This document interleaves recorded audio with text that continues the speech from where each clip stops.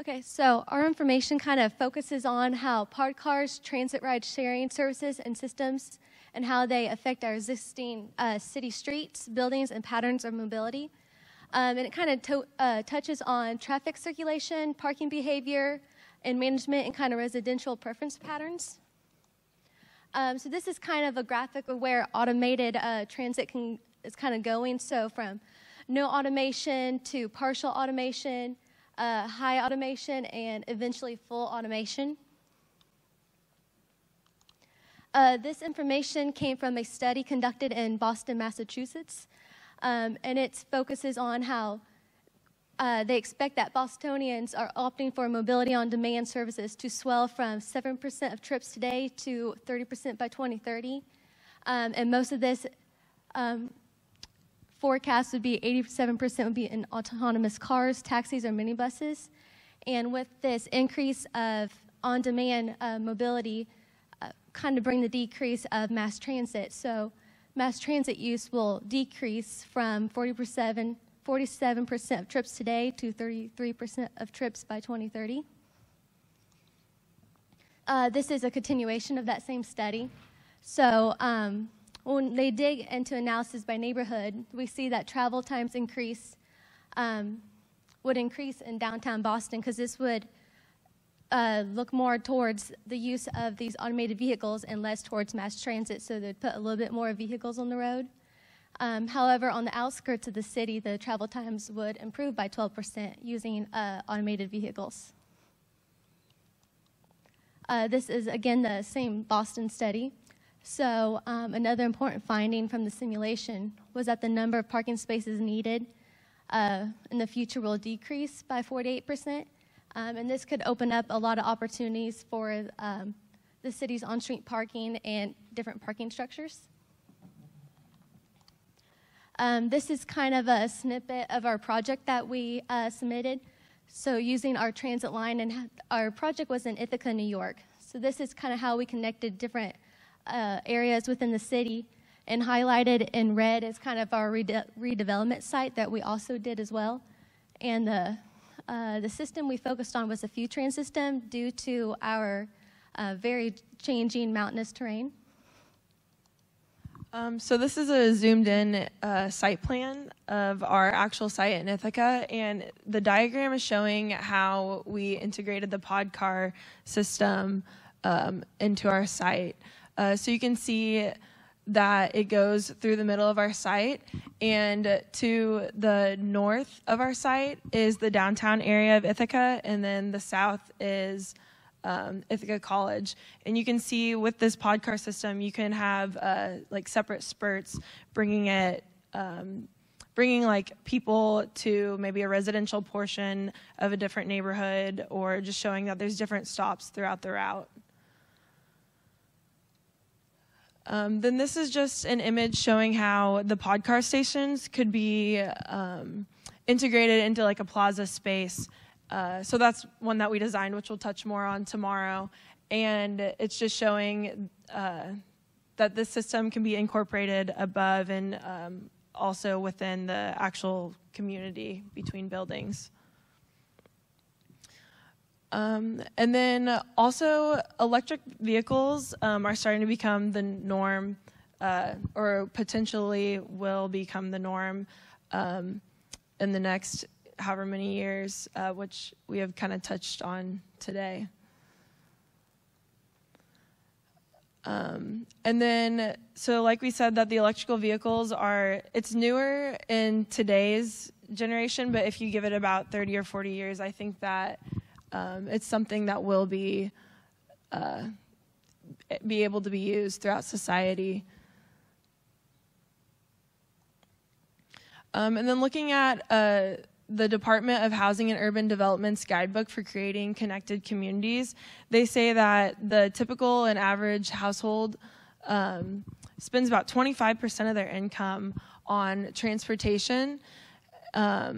But this number drops to about 9% in the neighborhoods that have like a variety of transportation types and multiple options. This diagram looks at the transportation in New York, and it's representing how you can have different types of transportation and overlapping them, and how they can be like overlapped and incorporated and integrated with each other throughout the city. Next, we kind of looked at how parking was going to be affected by the use of rapid transport systems. So we wanted to first look at if parking was still going to be needed. And we found that, yes, it would still be needed. You would need a place for these vehicles to stay so that they are out of the elements and could last longer. We also looked at how people would want to use them more. And we found that people want to be picked up at their door and taken to where they go, kind of how they have a car now. So trying to mimic things like that. Next, we looked at existing parking structures. So in current downtowns, you have large parking garages that are very common. So we wanted to look at a way that these could be reused. And we found that they could be easily adapted if they have a flat floor plate to fit whatever new needs could become available, whether it be housing or commercial spaces that would benefit the public. Next, we looked at different parking techniques we could use. So this is automated parking.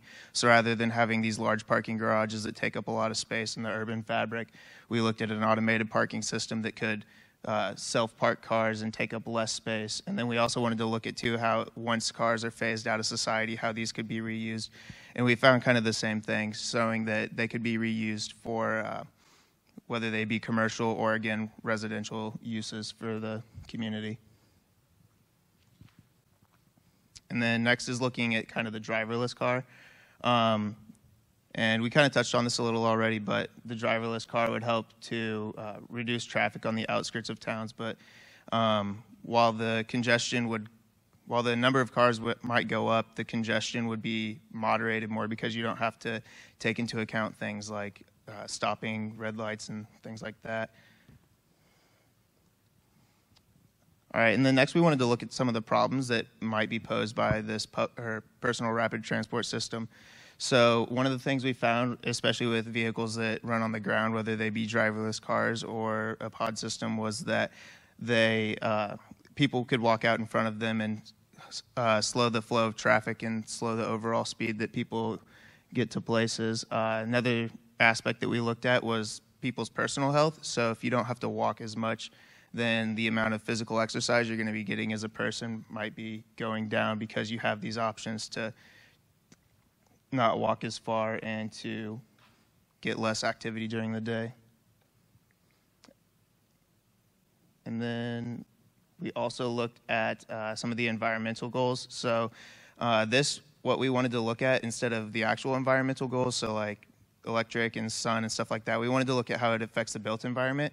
So if we could get rid of some of the roads that that cars take up, we can reclaim that space for the people that are on the streetscape. So the streetscape could be used again as whether they be plazas or they be gathering places, things of that nature.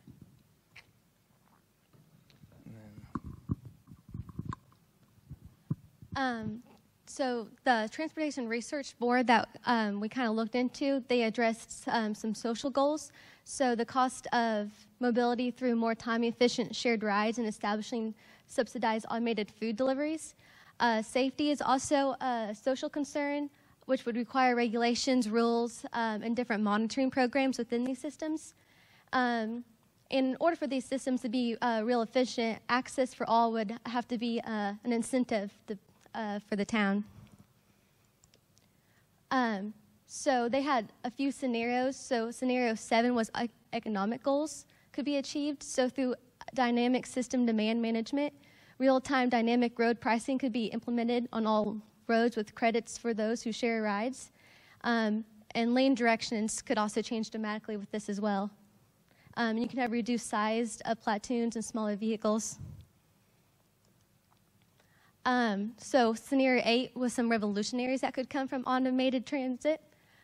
So an entirely new transit roadway system could be implemented.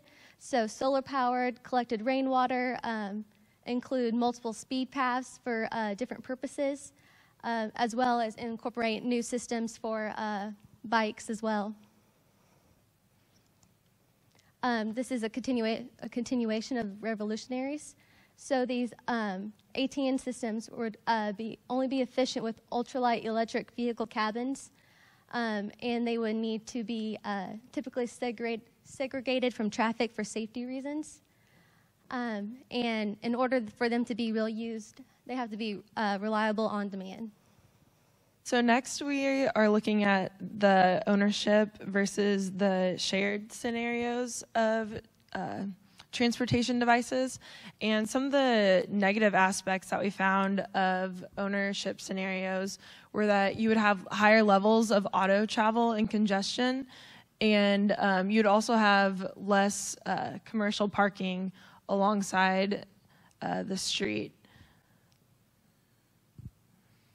And then when looking at the shared scenarios, we found that there are huge reductions in the need for parking space, and that there's no on-street parking, no residential parking, or no proximate commercial parking. And additionally, you'll have new off-street parking development in areas that minimize land costs and relocation of travel. So those are some of the opportunities for shared scenarios. And looking ahead in 2040, some of the people that will be using these different types of automated mobility would be, especially in the downtown area, you'll have people that are living there, working there, or maybe people that are commuting in from more rural areas. And so the people in town would be using these systems, and then the people coming into town would have the opportunity to use like a car sharing or automated transport. And then once they get into the downtown, they could use the Podcar system that are being developed today. This is just kind of a conclusion of what we've done. So everyone will want to be picked up and taken directly to where they're going. So we found that a PRT system would work really well in that kind of scenario. Parking's not going to go away. Parking garages will still be useful, and we're going to need new and more innovative ways to park these PRT systems. And then some of the key questions we want to look at: how will automated vehicles change the suburban, urban, and rural dynamic? What will be our personal expectations towards mobility? Since automated vehicles will allow for mobility of all, how do we prepare for the new cultural society to emerge? And then this last image is just kind of looking at how the relationship of all these different kind of facets of life all combine together and work with the PRT system. And thank you.